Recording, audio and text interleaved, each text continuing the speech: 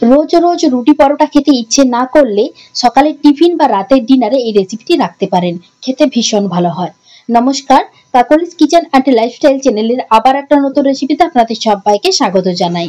রেসিপিটি বানানোর জন্য প্রথমে একটা মিক্সির মধ্যে নিয়ে নিচ্ছি 1 কাপ সুজি, আর নিয়ে নিচ্ছি ওই কাপেরই 1 কাপ জল। একটা মসৃণ পেস্ট রেডি করে নিতে হবে, আর মিশ্রণটা একটা বোলের মধ্যে নিয়ে নিতে হবে। আর মিক্সির মধ্যে যতটা লেগে আছে তার মধ্যেই দিয়ে দিচ্ছি আবারও হাফের একটু বেশি জল। ভালো করে ধুয়ে আবারও বোলের মধ্যে নিয়ে নিচ্ছি। এখন এর মধ্যে দিয়ে দিচ্ছি আমি 2 চামচ কর্নফ্লোর, আর দিয়ে দিলাম অল্প একটু গাজর কুচি, দিয়ে দিলাম অল্প একটু ধনেপাতা কুচি, আর দিয়ে দিলাম কিছু কাঁচা লঙ্কা। এবার দিয়ে দিচ্ছি আমি 1 চামচ গুঁড়ো চিনি, পরিমাণ মতো লবণ দিতে হবে, আর একটু ভালো করে মিশিয়ে মিশ্রণটাকে রেডি করে নিতে হবে। মিশ্রণটা আমার একেবারেই রেডি। এবার এটাকে সাইডে রেখে দিচ্ছি। এইদিকে একটা কড়াইয়ের মধ্যে আমি কিছুটা পরিমাণ সরিষার তেল নিয়েছি, আর এর মধ্যে দিয়ে দিচ্ছি হাফ চামচ পানমৌরি, হাফ চামচ জিরে, আর হাফ চামচ গোটা ধনে। এই মশলাগুলো একটু হালকা করে ভেজে নিতে হবে। একটু হালকা করে ভাজা হয়ে গেলে এর মধ্যে দিয়ে দিচ্ছি 1 চামচ আদা বাটা, হাফ চামচ হলুদ গুঁড়ো, আর হাফ চামচ লঙ্কার গুঁড়ো। এই মশলাটাও আবারও একটু হালকা করে ভেজে নিতে হবে।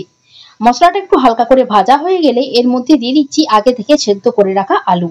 এখানে আমি 4টা আলু সেদ্ধ করে নিয়েছিলাম।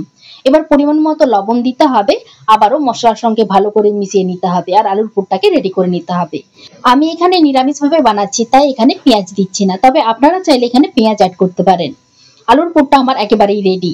এবার একটা তাওয়া গ্যাসের মধ্যে বসিয়ে দিয়েছি। তাওয়াটা হালকা গরম হলে এর মধ্যে অল্প একটু তেল ব্রাশ করে দিতে হবে, আর এর মধ্যে 1 বাটি ব্যাটার দিয়ে দিতে হবে, আর একটু হালকা করে এরকম ভাবে ঘুরিয়ে নিতে হবে।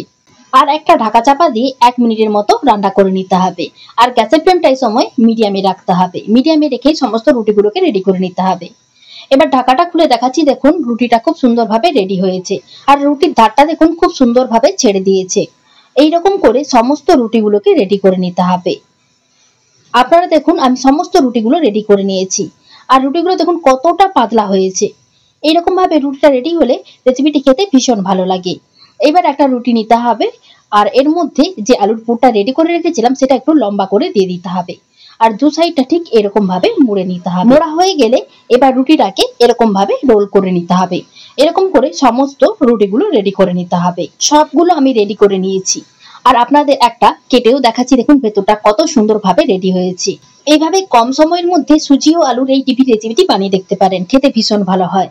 আজকের মতো ভিডিওটি এখানেই শেষ করছি। ভিডিওটি ভালো লাগলে আমার পাশে থাকার অনুরোধ রইল। সবাই ভালো থাকবেন, সুস্থ থাকবেন। সবাইকে অসংখ্য ধন্যবাদ।